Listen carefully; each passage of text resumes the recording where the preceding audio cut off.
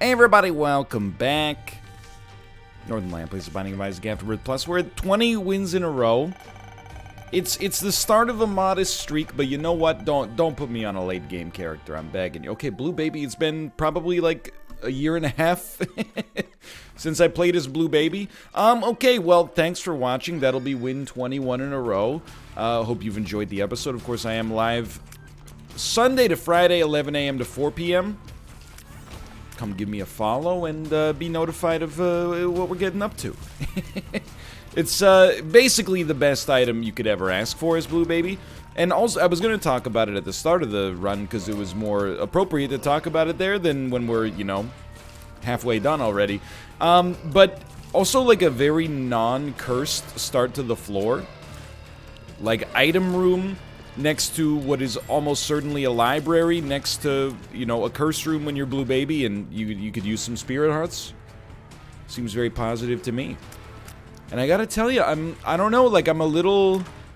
That's not a library, unfortunately. I'm gonna go into the curse room, though. I think we can justify it. We're probably gonna get our relic play here or on the next room anyway, so... No big deal. Trying to keep it a little bit on the... I want to stay more flat. I want to stay more muted. Not literally muted, but, you know... mute is... Oh, it's another example of the English language. Mute means, you know, to... And there's, I guess, multiple meanings beyond this as well. But mute means to completely stop any sound from coming out of something. And then, weirdly enough, it also means to diminish the amount of sound coming out of something. For example... if you mute your microphone, nobody can hear anything you say.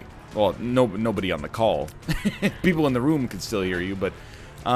however, if you put a mute into your trumpet, then you're just diminishing the amount of sound it makes. You know, you're not causing it to make no sound at all. It's just instead of going like... it goes like... Anyway. It's just another example of the English language is all I'm trying to say. It's just the English language trying to keep you down. But, forget where I was going with this. Oh, yeah, I'm doing the trumpet mute. I'm trying to, you know, make myself a little bit quieter. Don't want to necessarily wake up the baby or the family here. Simultaneously, the anecdotes must flow. But what I was gonna say is, like, I've been pretty proud of this little streak so far. There's been a few gimme runs. You may hear some outrageously loud drilling in the background. Some kind of maintenance or nearby home improvement stuff being completed right now. Not on our domicile, but, you know, in the vicinity. I would say don't worry, it won't go on for long, but really it's been going on since, like... you know, roughly 6:40 a.m. local time, which, you know, one of the pluses of, you know, having a newborn infant is when you're already up at 6:40, you don't get annoyed by construction that happens, you know, outside of the bounds of what I would call common decorum. Like, I feel like there's unwritten rules to chores that generate a lot of noise, right? Like, when I used to live in the suburbs, the one that always came up was mowing the lawn. Especially, like, God help you if you lived in the basement and you had like a basement window that faced your neighbor's lawn or your neighbor's backyard maybe. Then, like, you know, 7:15 on a Saturday, the sun comes up and you hear... And, you know, you're just like, bro, it's 7:15 in the morning on a Saturday. Like, I get... Trust me, as I age into and... you know, as my life changes to fit into that sort of dad mindset, when you got chores to do on the weekend, I really don't like to procrastinate them. I like to get an early start, because when you get an early start, you get to exist in this shared delusion where you're like, wow, I'll finish my chores early and then I'll relax. But then what really happens is that, you know, if you mow the lawn at 7, then... you know, at 8:15, you're like, oh, I'll make breakfast, and you open the fridge to make breakfast, but really, like, you know, you're like, oh, there's a lot of stuff in here that I could probably throw out, like, why do we have 3 bottles of mustard? So then you know, the reason is because anytime I want mustard, I go to the grocery store and I go, wait a minute, do we have mustard? Ah, whatever, I'll just buy some more, and we'll see. There's an app for that, probably. As long as it's not Robin Hood. Anyway, sorry. Pardon me. And then you clean out the fridge, and then you're like, oh, so, you know, 10:30 a.m. I guess I'll take down the garbage, and then it's 11, and you're like, you know, let me wash the garbage can. When was the last time we washed the garbage can? It smells like old fish in there. You know, and then, so you tell yourself that if you get it done early, then you're going to have more time to relax, but instead of relaxing, you know, simply do more. Which is actually, it might seem like a negative, but I think is actually, you know, it's not me. It would be nice to do both, let's put it that way, but, you know, doing one or the other is fine. Rather do more chores than do less to some extent. You know, you can live in a more comfortable and clean and tidy environment.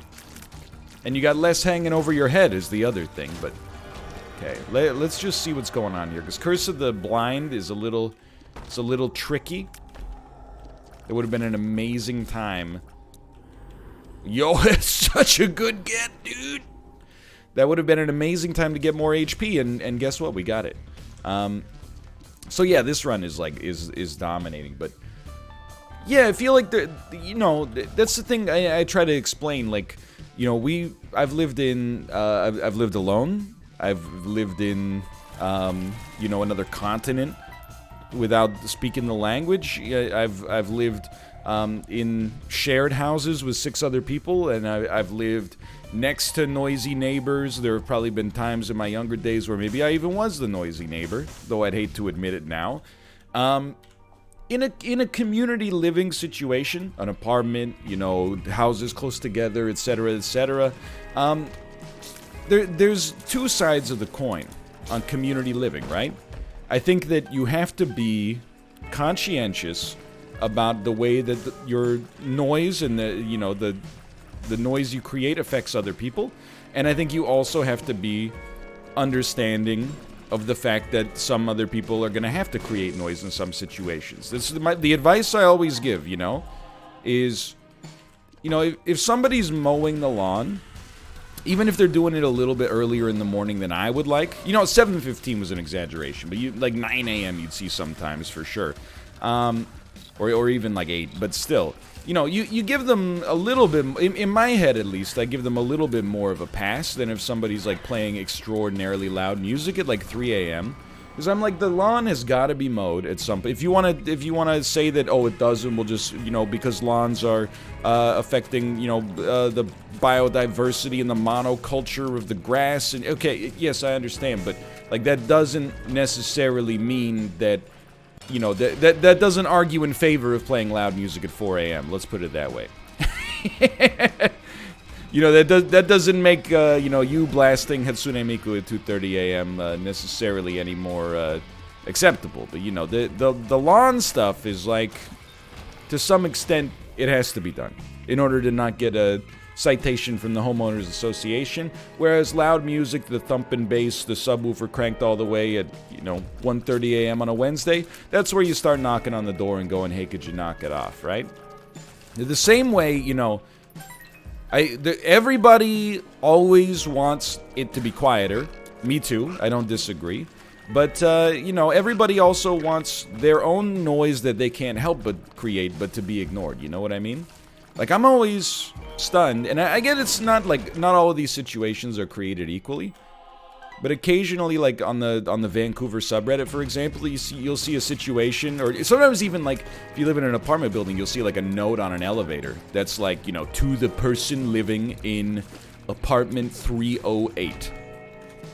Your dog barks now and then, and it keeps me awake, and it's annoying, and I want it to leave. You know, like, I feel for them, because, you know, to be disrupted by something that you can't control is very frustrating. But at the same time, I'm like, yeah, it's a dog, you know? If somebody came over to our place and was like, hey, just so you know, your baby's been crying for a while, I'd be like, yeah, I know, it's what they do. Can you shut that baby up? No, that's, first off, leave now, immediately, I don't like you. And then secondarily, that's what they do, they cry from time to time. You know, we hear our neighbors, not just like next door, but like, you know, all over the place we hear the kids screaming and running around. Yeah, that's what kids do. You know, excuse me, could you please, I don't know, put, incredibly... Can you make your kids' shoes out of carpet so that they just, instead of sounding like dunk, dunk, dunk, they sound like... No, it's like, this just, you're the bad guy in that situation. You gotta have some degree of, you know, tolerance for other people's noise if you want them to have some degree of tolerance for your noise, and then the secondary directive is like, you know, try not to make more than is necessary. That's why, like, at our old place, oh my god, I got so annoyed. First, okay, so when we moved in, nobody lived next to us. I apologize, if you've been around for a few years, you probably heard this before, but the saga is kind of incredible. So when we first moved in, there was nobody next to us. It was bliss. Then, maybe like 3 months after we moved in, a divorced dad in his mid-40s or early 50s moved in, and he was really going through like a midlife crisis. He like literally had parties, I would say 4 out of the 7 nights weekly. And they weren't like, I know you're like, oh, he's a boomer, how could, like, the parties were crazy. Like, tons of people in these little, like, you know, 600 square foot apartments, and then, like, the noise was going, like, ridiculous, until, like, 4 or 5 in the morning. You know, you could hear it all through, like, the ventilation duct and stuff like that. Like, it was horrible. And then, like, again, this is one of my more common stories to tell, for sure.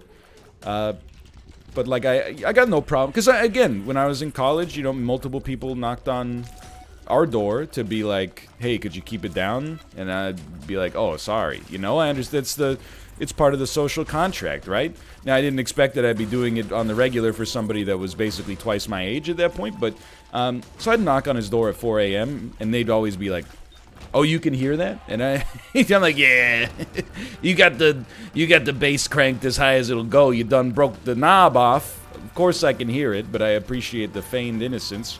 And then they would like turn it down, and then this is the pièce de résistance. You know, I remember like I saw them in the elevator. I saw him in the elevator one day, and he was like, hey, you're my neighbor, right? And I was like, yeah. And he was like, oh, I was gonna get you a bottle of wine because you didn't call the cops on me for making so much noise.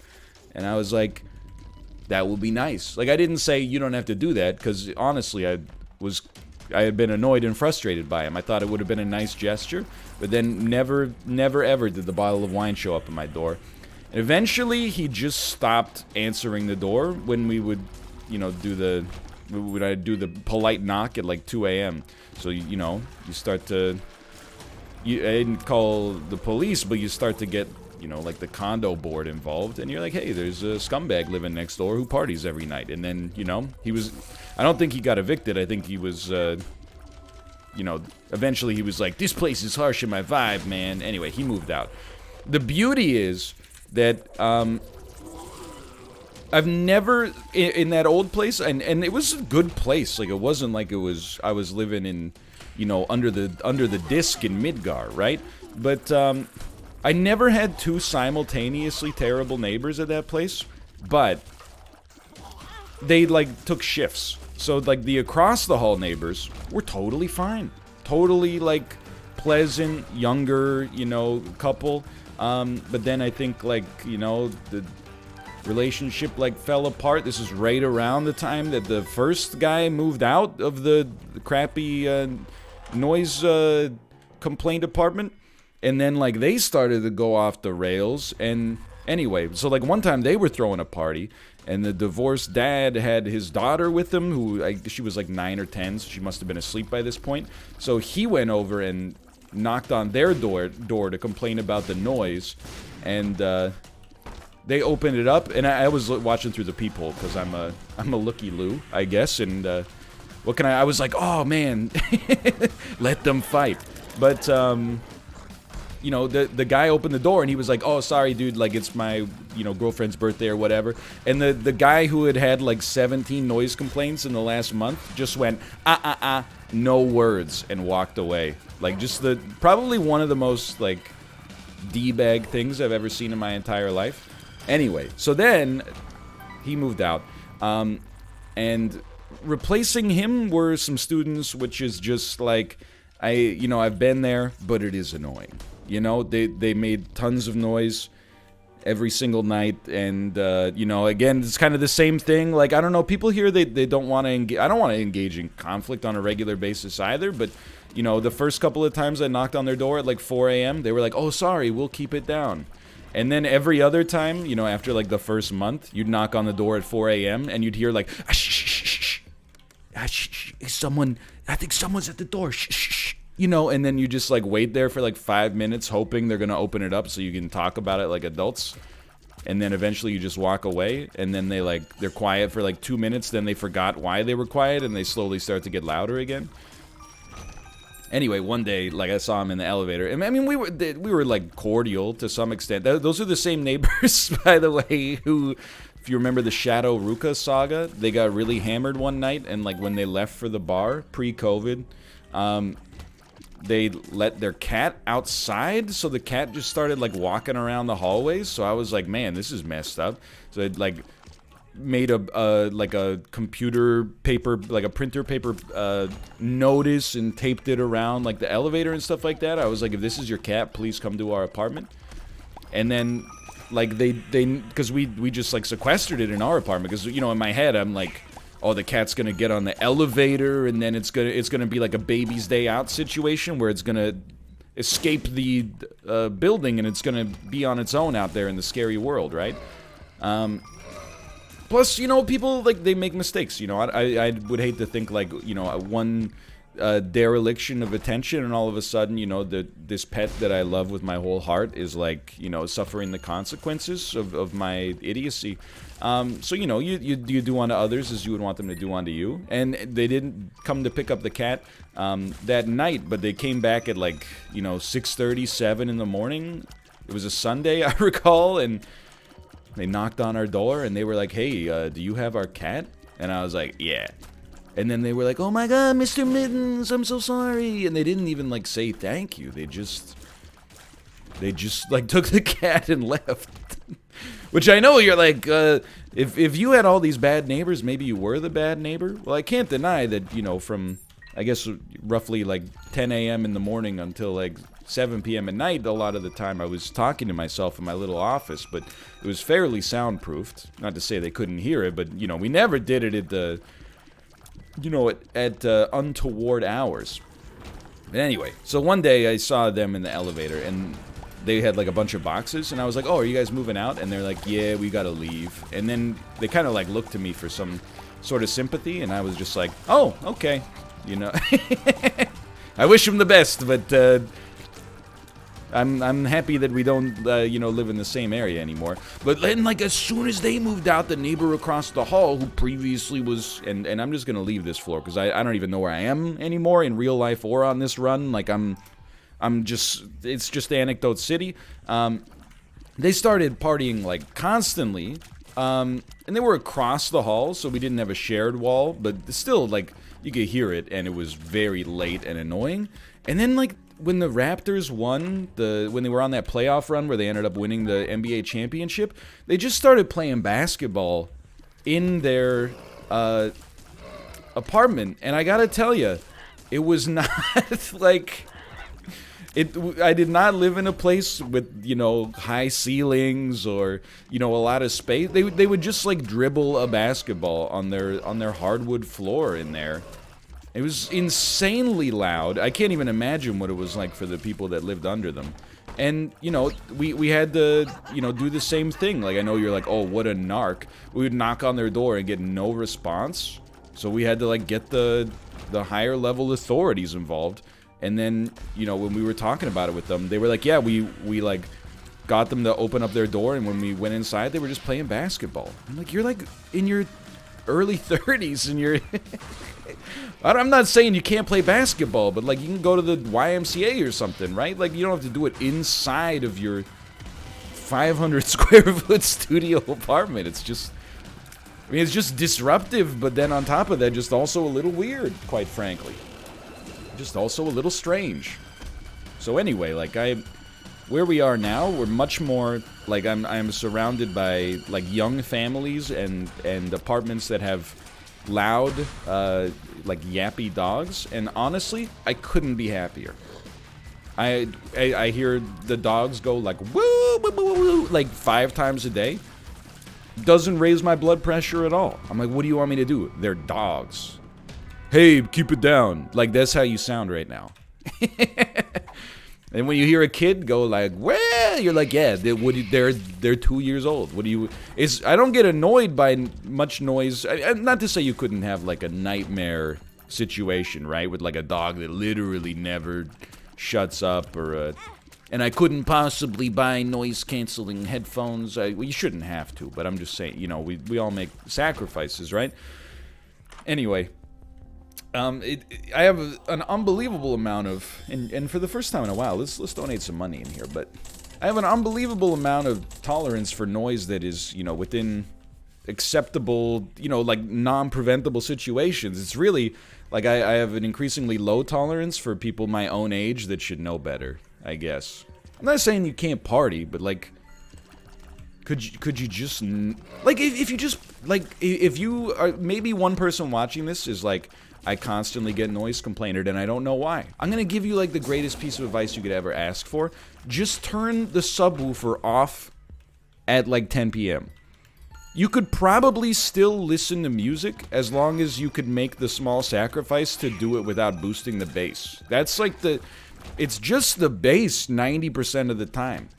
And the other thing is, like, you could probably still hear, like, conversations and stuff like that from your neighbors, but if the bass is so loud that it wakes you up, then you start to fixate, right? You're like, oh, now, like, not only am I hearing thunka, thunka, thunka, but now I hear, like, I have to stop it, you know? Like, whereas previously, the average person may have been able to just sleep through a light din of conversation wafting through the HVAC system.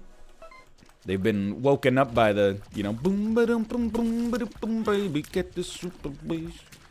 So that's my advice to you. I think simultaneously, like, people should be more lenient about preventable noise, but also seek to minimize their... let me rephrase. More lenient about unpreventable noise, but simultaneously try to, you know, mitigate the amount of preventable noise they make.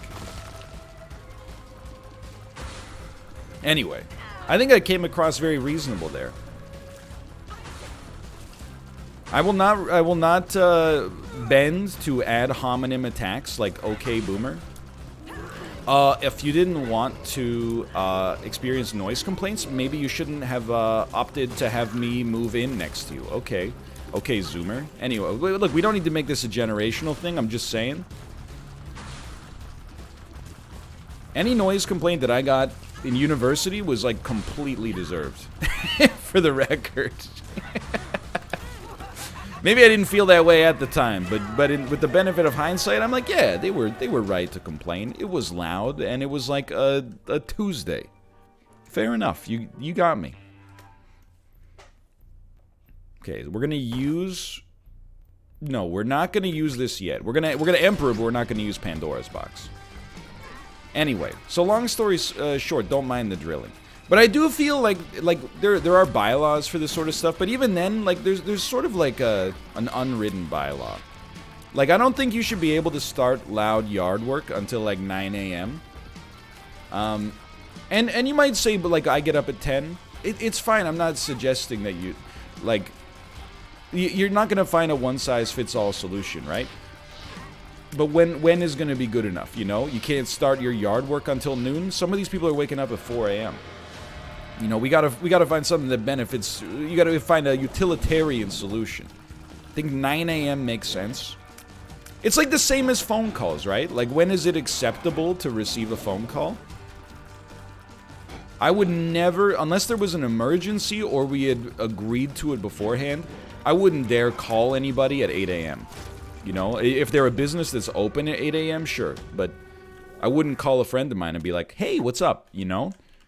Even 9 a.m. I would probably be like, let's chill for a minute. I still think we're not going to use this.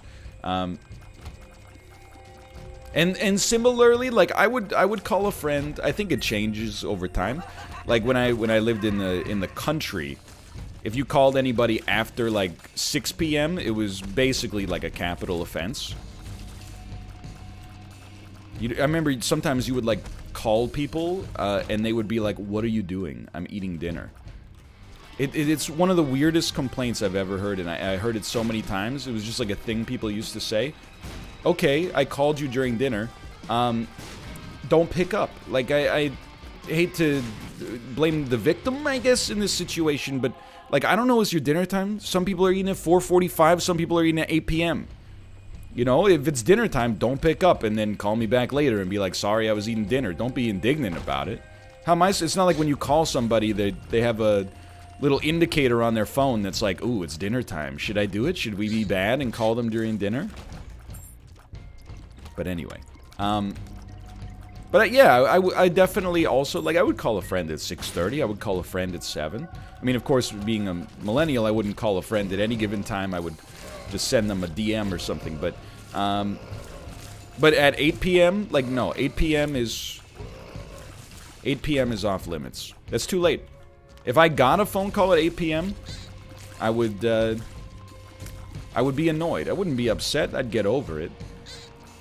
But it definitely, an element for me would be like, what the heck are you doing? It's like, you know, there's hours where, like, there's a, you know, if somebody calls you, your first thought when you pick up is, like, somebody better be dead. Not like you're rooting for somebody's physical harm, but you're like, if you're calling me right now, you better have some absolutely terrible news that just can't wait. If you're just calling me to say, like, hey, you know, that's like an 11 a.m. phone call. Anyway.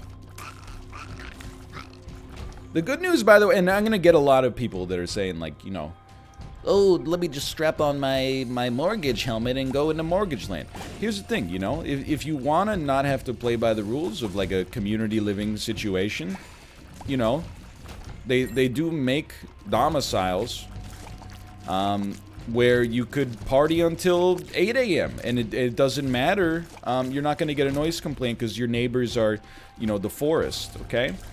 But if you want to, you know, live in a city center with 2 million other people, you might have to make some sacrifices, such as not partying with incredibly loud music until 4 a.m. on a weeknight 3 times a week. I know, we've all got to make sacrifices. Every generation has had to do it. I've lived quite the party lifestyle myself. I like to do dances such as the Macarena, but, you know, I'll just do it with noise-canceling headphones on in my office. You can tell, like, music. I mean, I thought no noise complaint would annoy me more than loud music, but definitely the basketball one, like, completely shattered my mind. It's like I never thought I'd be like, even when I would, like, make the complaint call, I'd be like, I think they're playing basketball, and they'd be like, sorry, could you repeat that? It sounded like you said 3 grown adults were in their apartment playing basketball. And I'm like, yeah, I know. It sounds like I'm pranking you, but that's not the case, I promise. Unless I'm being pranked by them. Well, sure glad I waited for that.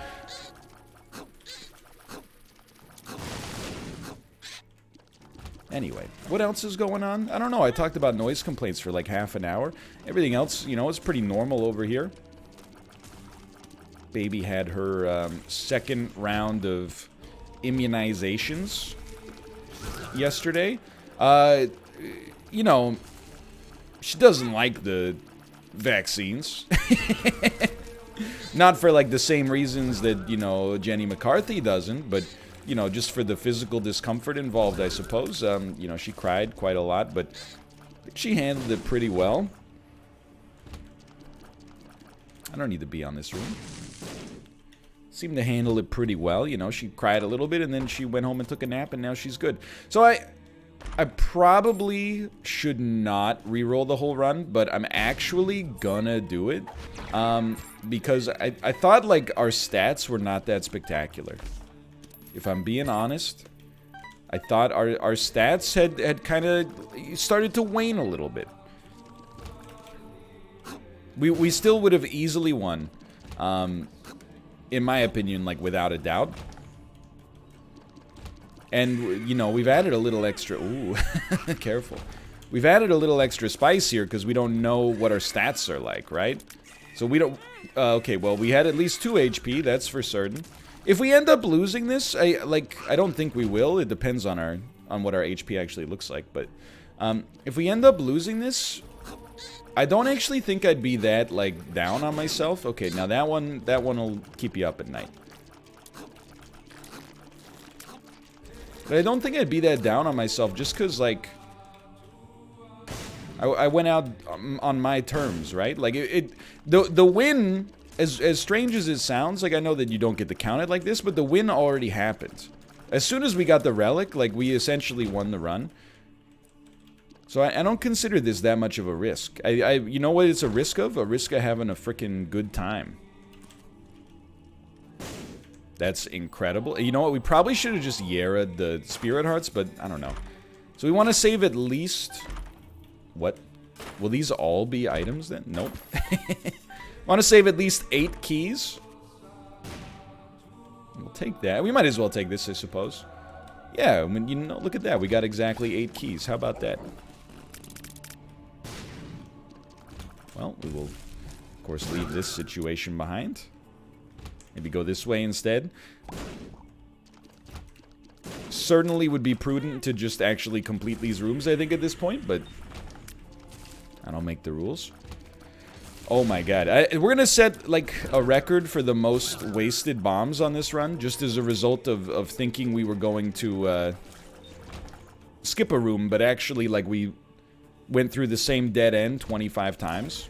Okay, how did I not get hit there or here? Okay, well, we made up for it. I don't know, man. I'm starting to get, like, a not apprehensive, but, like, a little more wary about where we might be standing here. The curse is kind of, you know, I used to think it was crazy, but now I can see it's nuts. I don't really know what that's supposed to mean in that context. That's okay. Blood of the Martyr. Sure, you know, I'm not in the business of saying no to some damage upgrades.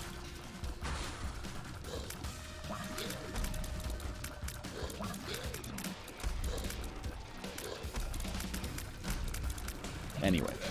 Kind of, you know, I ate the whole can of Pringles. Not in real life, but on the subject of, you know, my commentary for this episode. Didn't really have anything left in the tank except for complaining about noise for like 25 minutes, I suppose. You know, the older I get, I'm not like a get off my lawn sort of guy. But I will say, like, the older I get, the more I don't actually understand why that guy is in the wrong in that story. You know, like the stereotypical story of an old man. I mean, obviously, like, with a shotgun, you probably shouldn't be threatening people with violence to, like, get off your property. Maybe that's a spicy topic, I don't know. But, you know, it seems like if a couple of kids are playing on your front yard, you know, it's not really the right course of action to threaten them with gun violence, right? But, you know, to some extent, not with the gun violence part, but I'm like, why are they on his lawn? I guess I'm starting to, you know, like in the Who's My Generation. Who but die before I get old. But, like, I mean, doesn't the man have a point? It is his lawn. Like, would it be better if he said, like, would you please get off my lawn instead of just get off of my lawn? I don't know, man. Like, if you're gonna make fun of, you know, people for getting older, I don't think you should make fun of them for wanting peace and quiet. I think you should make fun of them for their choice in restaurants, predominantly. That's kind of an easier target. Okay, very good. We'll take. Very good. We'll take. Very good. We'll take. We won't take. We'll take. You know what I was gonna say? So I thought about this. I've been taking down a lot of garbage and recycling lately because, you know, one of the things they don't tell you about having a baby is you produce, like, a baby produces as much garbage as, like, 2 fully grown adults.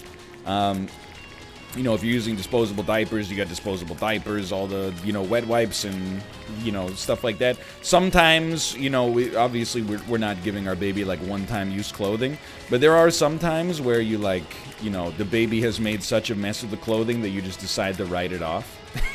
You just, you know, you get the appraiser to come and take a look at it, and they're like, I'm sorry, there's nothing we can do. Creates a lot of garbage, but I was down in the garbage room, or the recycling room, I should say, and I saw there were cans of Pringles, and I started to think, you know, Pringles have, like, a great, they got a great, brand. And what do I mean by this statement? Well, like, if you were going to a friend's place, and they said, bring chips, how many bags of family-sized chips are you gonna bring? You might bring 2. You know, if you were like, oh, we should have multiple flavors. But for 2 people, you only need 1 family-sized bag of chips. For Pringles, they're like the least shareable chip of all time. Because the can only allows, like, 1 hand on a regular basis, right? I guess you could pour them out into, like, a bowl or something like that. But then, like, when you pour them out into a bowl, like, some of the Pringles have breakage. And it's been scientifically proven that broken Pringles don't taste as good as unbroken Pringles. Like, I really think they got a good thing going. If you're going to some kind of Pringle party, everybody needs their own can. So they're selling, like, way more units. Now, you might say there's a marketing problem there, because it means that if you're going to a party, you're going to be less likely to purchase Pringles than maybe, like, a Lay's or a Hostess or something like that. Okay. Can I offer a very obvious counterpoint? As soon as you get the Pringles, it's already a party. Maybe it's a party for 1. But it's a party nonetheless. I'm having a good time as long as I got Pringles. The official potato chip of airplanes. That's an old reference. Previously I've gone off on the fact that, like, it seems like the only, like, the food products that do the best in the air, like in-flight snack service, are ginger ale and Pringles. As we speak, the Canada Dry Corporation is trying to figure out a way to get Americans to take more flights annually. Because they're like, 90% of our ginger ale sales come from either people who have come down with the flu, or alternatively are currently 35,000 feet in the air.